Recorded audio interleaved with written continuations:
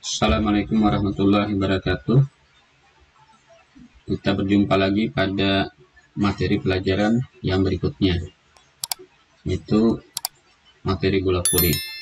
Sebelum kita melanjutkan pelajaran, marilah kita berdoa menurut agama dan kepercayaan masing-masing. Adapun tujuan pembelajaran permainan bola voli adalah menganalisis taktik dan strategi permainan bola voli.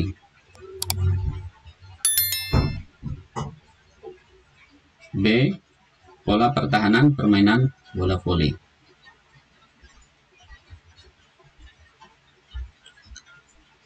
Pola pertahanan dalam bola voli dalam permainan bola voli.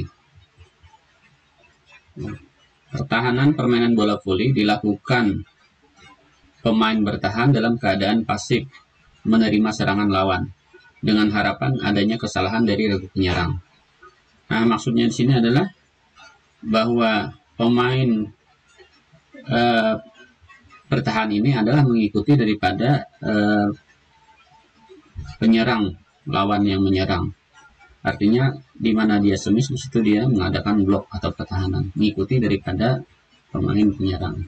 Ini makanya dianggap pasif, tidak melakukan di luar daripada itu maksudnya ya. Dengan harapan adanya kesalahan dari penyerang. Kalau ada kesalahan maka dia balik melakukan penyerangan ya. Taktik bertahan harus memiliki prinsip bahwa dengan bertahan yang baik regunya akan dapat menyerang kembali regu lawan. Itu prinsipnya ya di dalam permainan bola voli ini. Pertahanan dapat dibagi menjadi 3, yaitu pertahanan di atas net. Nah, yang mana di atas net ini contohnya? Nah, ini gambarnya di atas net. Dengan cara apa? Blocking, ya, block.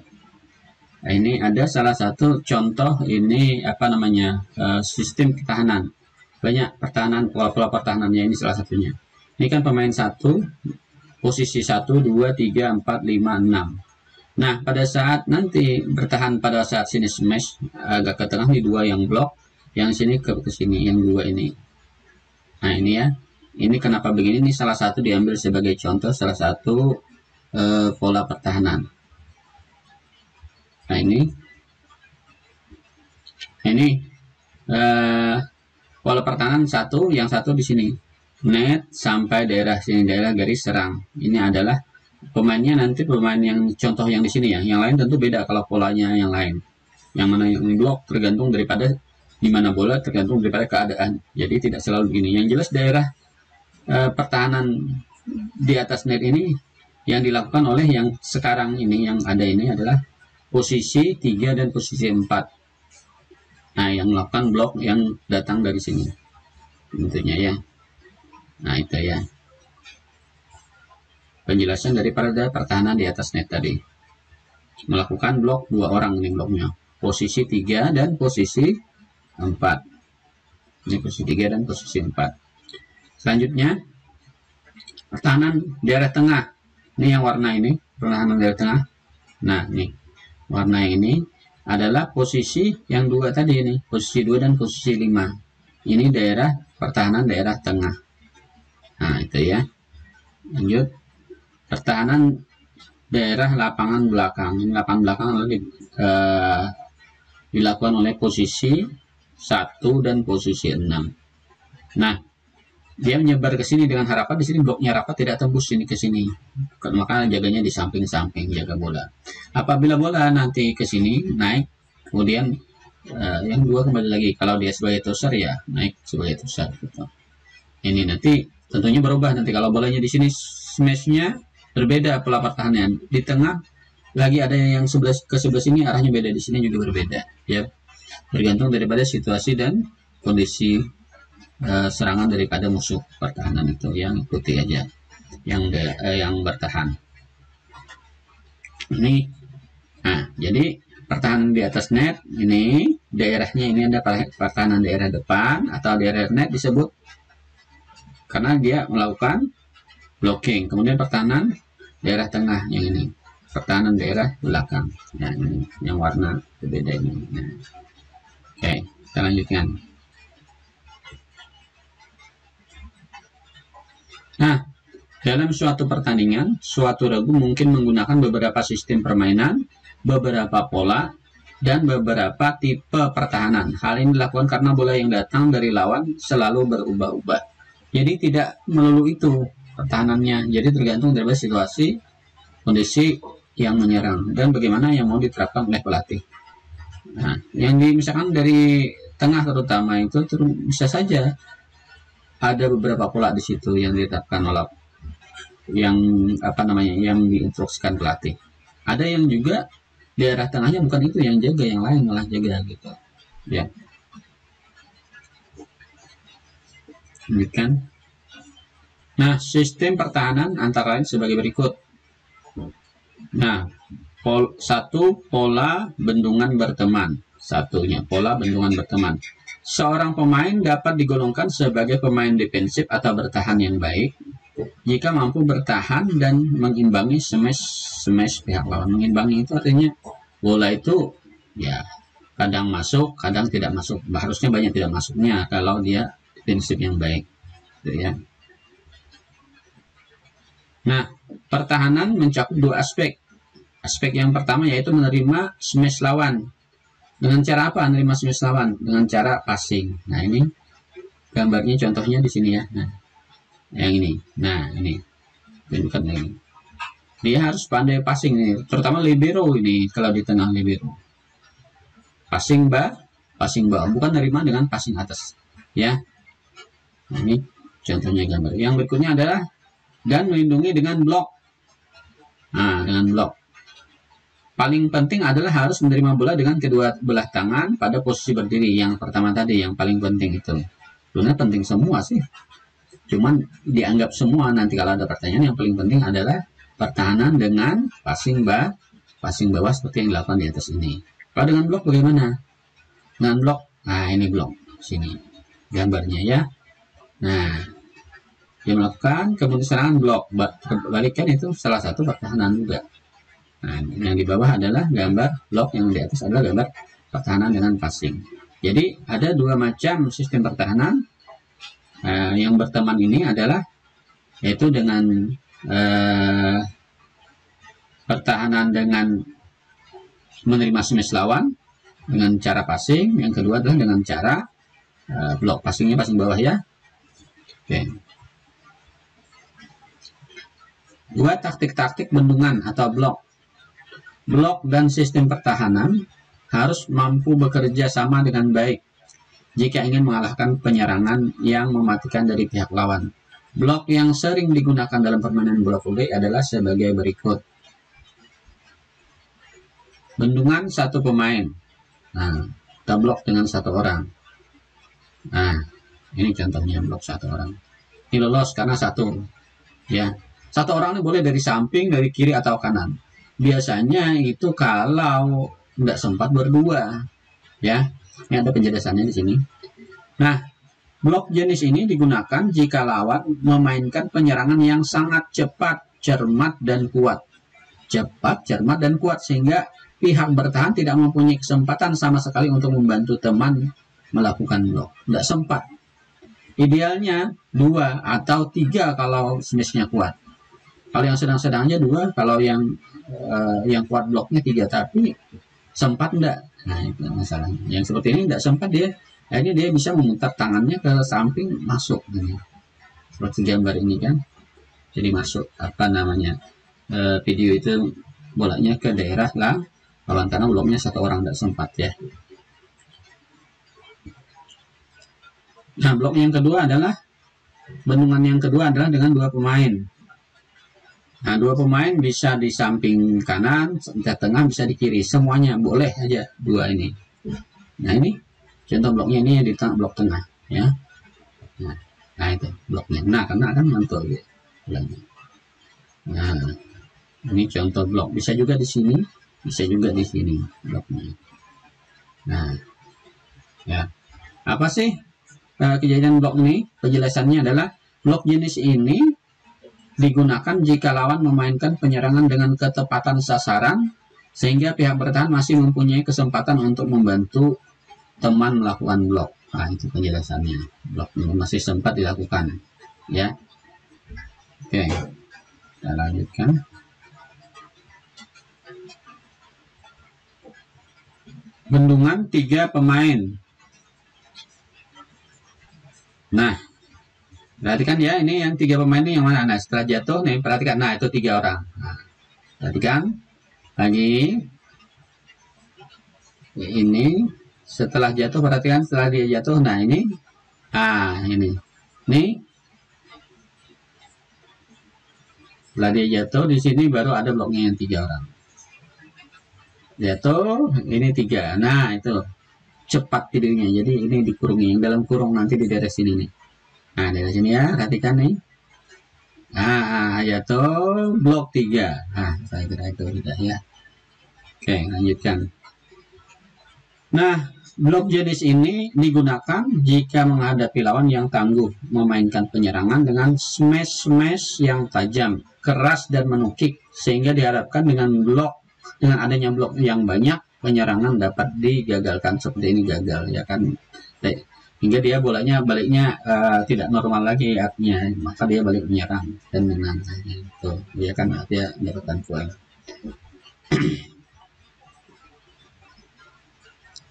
Nah, aktivitas belajar 1. Aktivitas belajar satunya ini ya. Coba kalian lakukan dan analisis permainan 4 melawan 3 berikut ini. A, buatlah kelompok masing-masing 7 orang. Kemudian tentukan 3 orang sebagai penyerang, 4 orang sebagai bertahan. B, siapkan area atau daerah lapangan dengan ukuran 14 kali 5 meter dengan pembatas net. Yang bikin lapangan ini ya bikin garis saja di lapangan. Kalau bikin dicat ya susah ya. Nah, dikira-kira gitu namanya. C, pemain penyerang berusaha mendapatkan nilai dan menyerang ke daerah lawan, sedangkan pemain bertahan berusaha mengembalikan bola ke daerah lawan dan tidak jatuh di daerah sendiri. Kalian dapat melakukan permainan tersebut dengan waktu atau poin. Berapa waktunya atau dapat poin berapa? Tapi lebih enak kalau saya cenderung ke pakai waktu ya. Karena jelas waktunya selesainya kapan, siapa yang paling banyak poinnya pada waktu itu yang menang gitu ya. Nah, kemudian pergantian peran penyerang bertahan dapat dilakukan untuk memberikan kesempatan pada semuanya. Jadi semuanya diberikan kesempatan supaya tidak ada yang tidak melakukannya.